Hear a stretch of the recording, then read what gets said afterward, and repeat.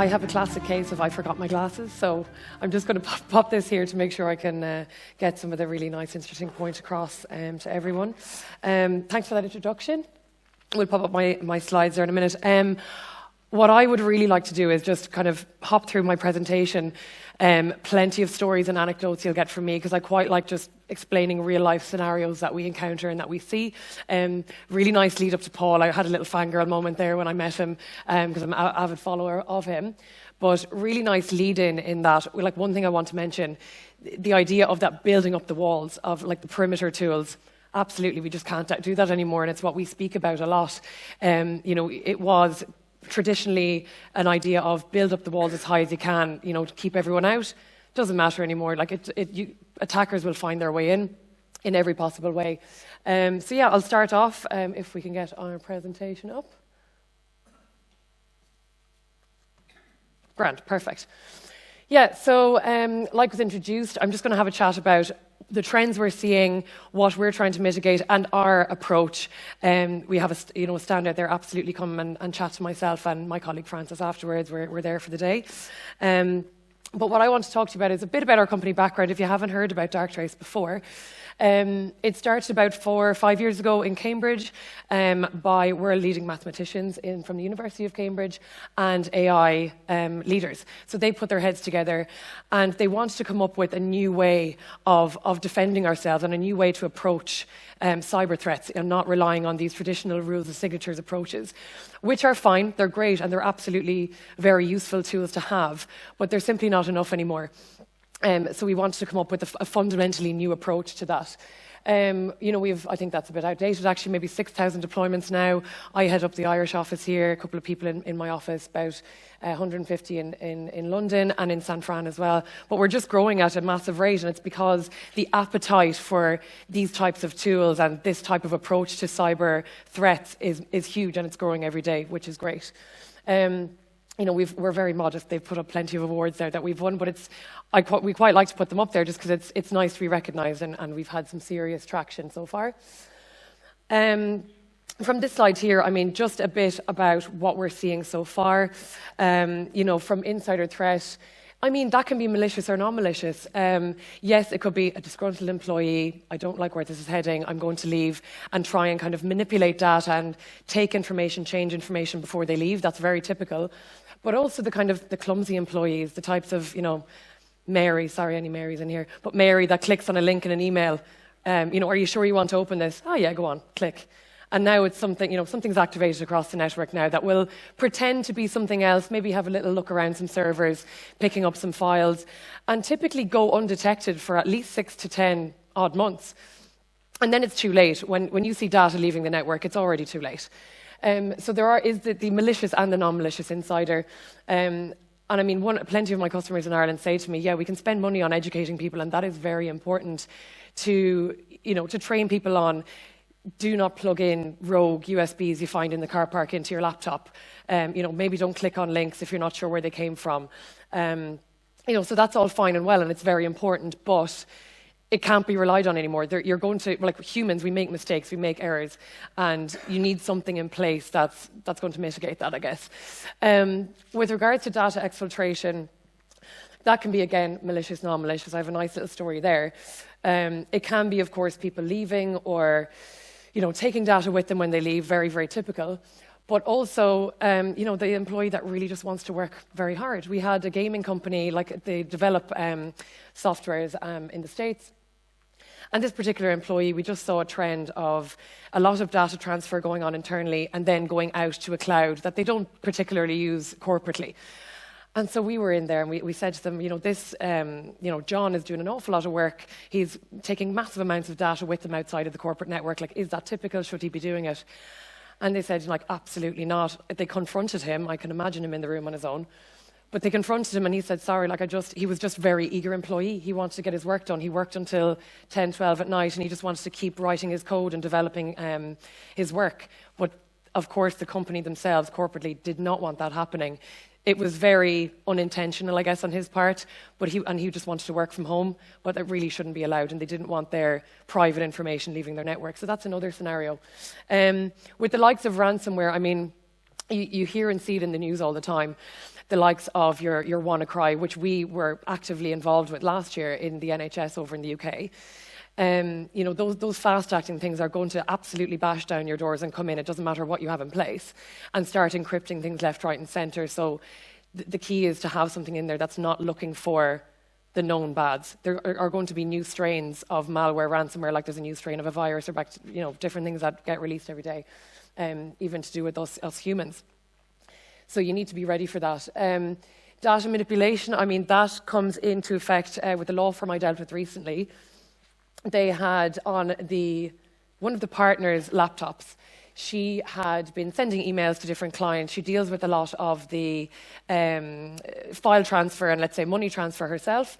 A piece of malware had gone into her laptop, kind of had been learning the ropes a little bit, I guess, about how she interacts and speaks to different people, her vocab in those emails, whether she's quite informal or formal speaking, how she signs off, and all of a sudden changed a lot of information, asked one of the clients to transfer money to these bank account details that was absolutely not her. And we spotted this for various different reasons. You know, it was a strange time of day. Different files were attached to this email. And that was due to, you know, we go out into the cloud now and look at email interactions and even hold back emails if we think, you know, we might need to look at these before they're actually released, or even pull them back from servers.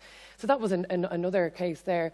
But these are just the trends, I think, in the last 2 to 3 years of what we're seeing, you know, with the lateral movement, with the, you know, the data gathering is a massive one. Compliance issues are huge. They're the ones I deal with on a day-to-day basis. I mean, the headline-breaking ones that we see, you know, with these massive companies that have had breaches, they're very important and they're in the news all the time. But the ones that we don't see or hear of, and the ones that are actually a thorn in everyone's side, are these kind of low-level compliance things, like why are we storing documents that say payroll passwords 2018? And the FD has access to that. You know, we're corporately not using Dropbox. We really shouldn't be. Let's lock down on that. And so it's the low-level kind of compliance issues that are often the biggest danger to any company nowadays. Trust attacks, we're seeing a massive amount of those as well. I mean, this is something that we see kind of only recently in the last year or two or so. One example that I really like, and it's quite new to Darktrace, was a law firm in Europe. So this is, I mean, I can see this happening not just in the likes of Suits and all those amazing US TV shows, but this law firm had something strange going on the network. We were deployed in there. And what happened was someone that was being prosecuted by this law firm had very smartly gone and employed a hacker and said to this hacker, could you please, you know, I want you to help me out here, write a piece of code that can infiltrate this law firm, get in there somehow and stealthily look around all of the servers and files and grab anything to do with my case, please. So this piece of code was quite good at, you know, being low-level, kind of low-lying on the network, I guess. But I mean, Darktrace, we spotted that straight away because it was completely different to the normal pattern of life of several devices and the network in general. But the code was very stealthy and just looked for files with a certain name. So this person was essentially just trying to, you know, gather all the intelligence they could on their case and try and get a kind of a heads up on what was going to happen. And we have not seen anything like that since, and we're pretty sure, you know, it would have gone unnoticed otherwise. With regards to artificial intelligence attacks, I mean, these are becoming just rampant. It's not a case of, you know, someone click on a link in an email anymore. They do still happen. But people are developing softwares now that are going to act on their own, are going to try and behave like something on the network and not kind of bang down the door straight away. They want to be stealthy. They want to learn, okay, let's try and blend in here and be normal. Now, they're always going to stand out to us in several different ways. But with this one, this actually happened in India. We had one about 4 months ago, and we haven't seen anything like it since either. But what happened was a piece of malware went in, and it was AI-based. And it started to go in and learn the network. It wanted to get a lot of information out of that network. But again, it needed some time to learn those interactions and how people and devices on the network behaved in general. But of course, like, we stopped that and saw it, luckily, before it was able to do anything. But I mean, just cybersecurity in general, it's just an arms race now. I mean, it's not just the person underground in a hoodie anymore, in the dark, It's absolutely anything and everyone, and it doesn't matter anymore. Sometimes it's not just the ransomware looking for money and I will de-encrypt your files if you transfer €500,000 or dollars. It's undermining a company's integrity. It's getting that data. It's trying to stop things. I had one recently with a pharmaceutical company, a lot of industrial devices, and that's another important thing actually, where what Paul mentioned as well about our perimeters, our networks are changing. It's not just a case of, yes, fantastic, everything connects into one core switch anymore and we can see everything from one area. There are cloud, there's SaaS, there's virtual, IoT devices. Absolutely everything with an IP address is now essentially a way into a network. And our Director of Technology, Dave Palmer, actually said in a podcast yesterday, which I really liked, and he said, nowadays, as humans, no matter what job you're in, you touch technology several times a day.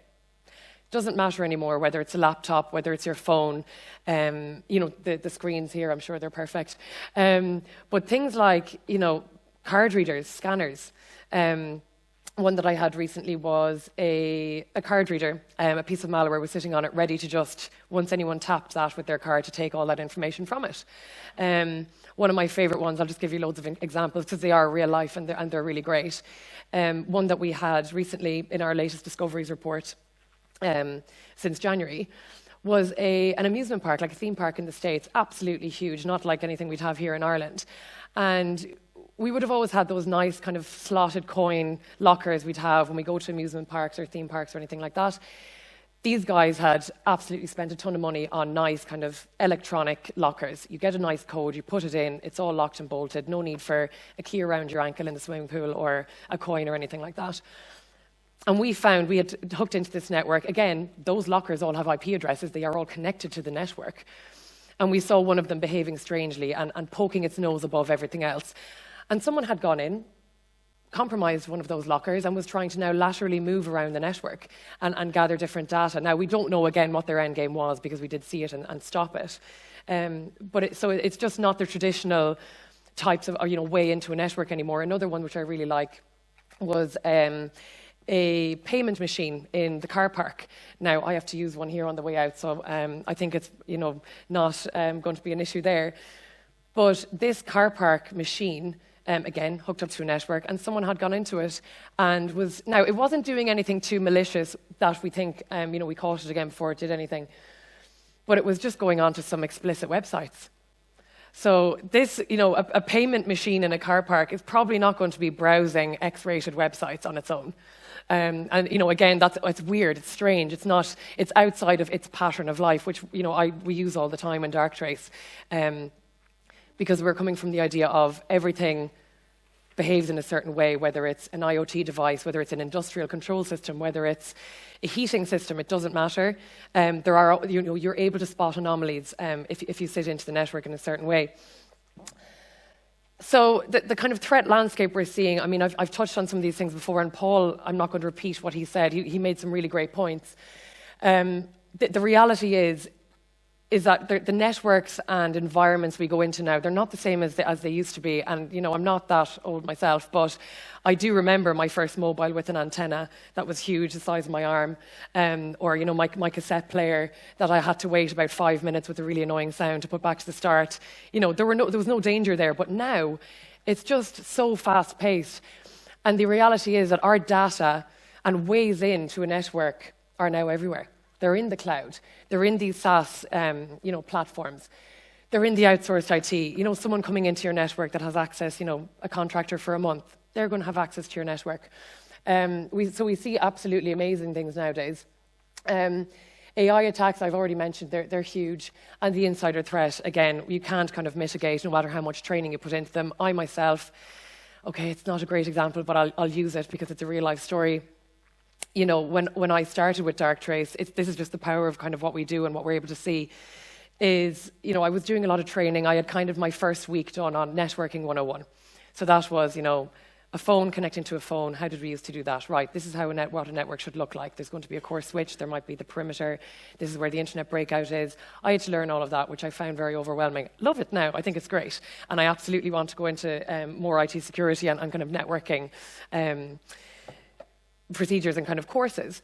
But I had gone home and it was a really, really long day.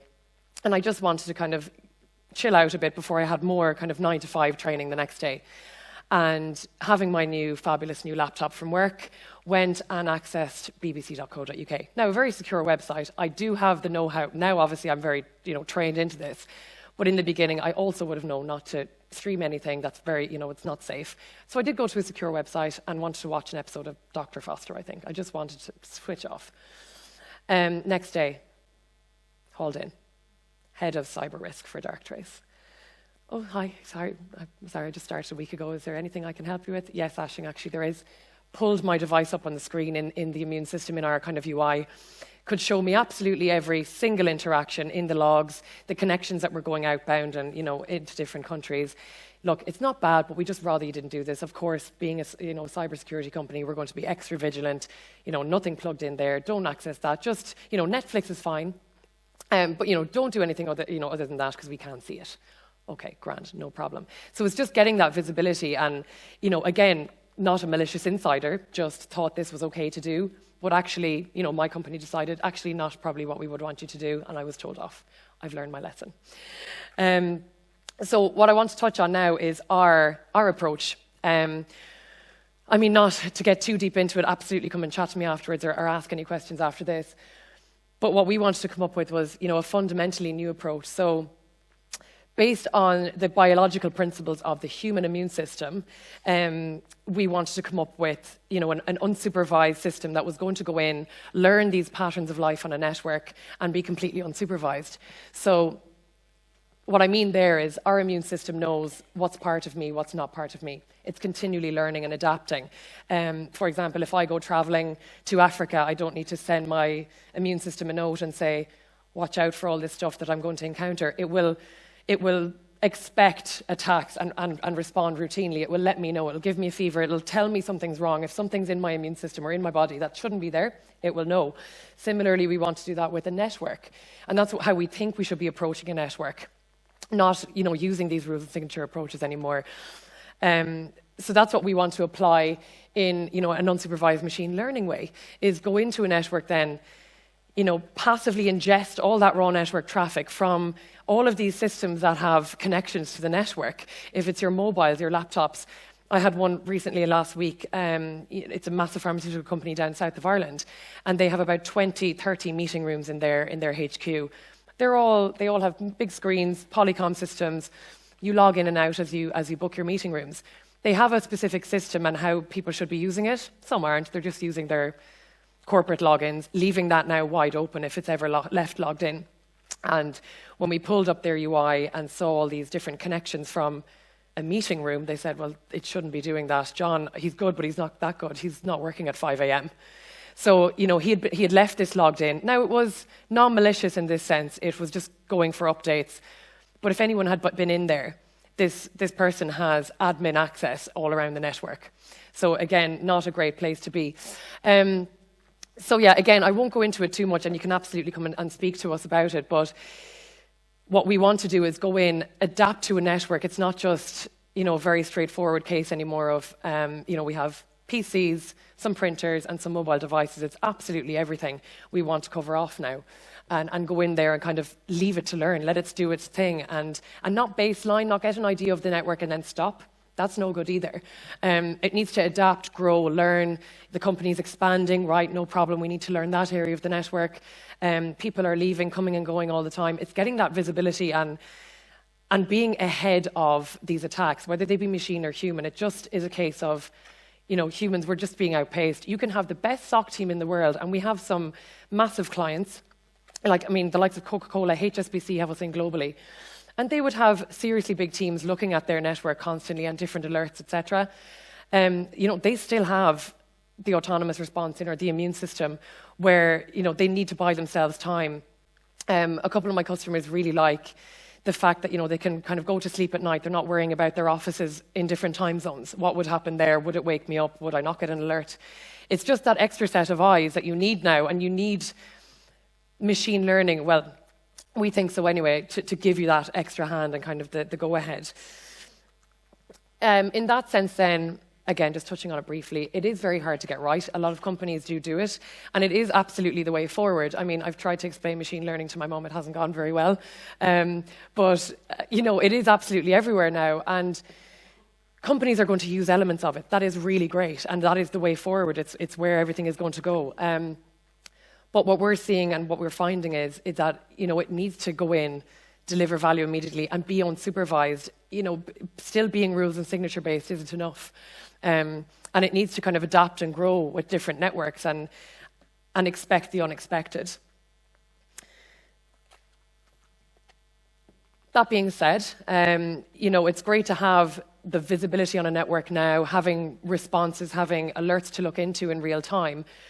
But you also now need, well, what we think anyway, and it's having, massive traction around the world, is this autonomous response. So, yes, it's absolutely great to have an immune system-like approach, or different, companies that will say, we will give you that real-time threat detection of what's going on in your network. But some companies also then need, or would like, that autonomous response, that kind of, I can sleep at night knowing that that's switched on. And this is where I suppose we're very different, in that we've developed this autonomous response, and the only ones that do it. And it's working across, hundreds and thousands of customers, and a lot of mine in Ireland and the UK, and even further afield. So, like our immune system, that yes, detect threats and will let me know if something's wrong, it's going to respond. It's not just going to let me get, severely ill without trying to combat that or fight it. That's what we want to do as well. So we want to have that approach where it's going to autonomously respond. So detect intrusion and expect it and respond routinely. So one thing that we do then is we want to have an autonomous response that's going to send out like digital antibodies and very specific responses. Using, killing connections, stopping and quarantining devices. And that's what I touched on earlier with the WannaCry ransomware attack last year. We were able to do that, and one machine started behaving very strangely, beginning to encrypt files. Now, it got a handful of files, and we straight away quarantined that machine because it was behaving absolutely out of its usual pattern of life, and we were able to go in there. So that's kind of where things are going, what we do at the minute as well. Again, you can ask any questions or speak to me afterwards about it, but it's kind of our next step. Again, where we're trying to go as well is out into the email sphere, the likes of Office 365. There's a lot of juicy information and interactions that are going on out in these areas, that you mightn't have visibility over. We need to know what's going on out in the likes of the Salesforce, the LinkedIn's, the Office 365. What's happening out there? Who's speaking to what? What are they getting access to? Does someone have admin level access rights that shouldn't have? Are there emails being sent around that have malicious links? We need to have visibility out there as well. One that I quite like, and actually before I joined Darktrace, when I had been doing my research and was super keen and eager to kind of get into this sphere, was this story here. Now, some of you might have heard of it before. But one of our CEOs, Poppy Gustafsson, in an interview spoke about it, and I just loved it. And I thought, right, I'm getting into this company, and I'm just getting into this area of cyber threats and AI. And one of them was a biometric finger scanner. So we went into a manufacturing company, very expensive, things that they produce. They had gone to great lengths to secure their sites, their offices, their factories, to physically secure them. Not really thinking about their internal network or how those devices might be compromised. They had their traditional rule signature tools in place, like your firewall, your antivirus, and they're all good stuff. They're all good things. Seam solutions are not, there's no silver bullet for the whole thing. You do need to kind of fit in what you think you need in your network. But what we saw was some strange interactions going on from one of these fingerprint scanners. Let's say outside one of the doors here. And we had an external server trying to access one of these fingerprint scanners. And what it tried to do, what it actually almost was successful in doing, was wiping all of the information that was currently on this fingerprint scanner and uploading new fingerprints to physically now gain access to this factory, this building. And I'm going to say it, and I love this joke, but it might be a bit, But our CEO, Poppy, just said, in an interview, when she was explaining this case study, and she said, it's the first time probably ever that criminals have given their fingerprints before they got arrested. So I really like that one, but it's a very true story. Similarly with one, again, you might have heard of it, it was in a Las Vegas casino. And we went in there, and these guys had a huge fish tank. I mean, it probably would have covered this whole entire stage. Very expensive tropical fish, your clownfish, etc., even more expensive. It spanned a massive area of the ground floor of this casino. And we went in there, we deployed for a trial, and started immediately ingesting, all the network traffic, anything with an IP address we would start building up a pattern of life on. And all of a sudden we saw some strange interactions from this fish tank. And our analysts actually ended up calling this customer, because obviously we didn't wait to the following week to just show them a report and say, actually, we saw something really interesting last week, but your data's gone, sorry. We picked up the phone to them because it was so fast acting. Someone had access to this fish tank, or gained access to this IP address. It's connected to the network because it was regulating the temperature, feeding schedules, very expensive fish. They obviously needed to monitor them. But again, that was a little small loophole into the network. So they went in there and all of a sudden tried to exfiltrate a load of data out to Finland. And we said, that is absolutely strange. Picked up the phone. Should this IP address, should this device be speaking to anything like this, or have access to this data, or even exfiltrating anything? Absolutely not. Cut it off. Or we needed to intervene there straight away. So that's another nice story. The next one that I'll jump onto is the video conferencing camera hack. So again, things like you think all of these devices won't hurt you, or kind of they'll do what you say. They are ways in now for attackers. Things like your air conditioning systems, your video conferencing cameras. Now I do have something covering my camera here. I was told to do that. So we're always very aware of these. But this video conferencing camera hack, it was going outside of the network, which is absolutely strange for this particular device to be doing. We don't know exactly what their aim was here when they did compromise this device, whether it was to take information, gain access to different levels and different servers. We're not entirely sure, but we did catch it and stop it. And there would have been no rule or signature written for, a camera or device like this speaking or behaving in this kind of way to anything else. Just to kind of briefly summarize, I know we're going to run out of time, and I have. I know that. We're just seeing an absolute arms race. It doesn't matter what your network is like anymore. People are going to try and get in. I mean, Dave Palmer actually said, our director of technology, yesterday in a podcast I listened to, he said, imagine it like this, that if you were to listen physically to all of the noise that comes into your network, and it was in a house, it would be as if someone was constantly rattling your doors and windows 24/7. That's what it would sound like for all your perimeter tools, let's say, and everything that's trying to get in. Different time zones wake up, different people come into the office, different devices get switched on. And he said to combat all that, you need something inside the house. And that's what we try to do. So we probably don't have time for any questions. Let's go.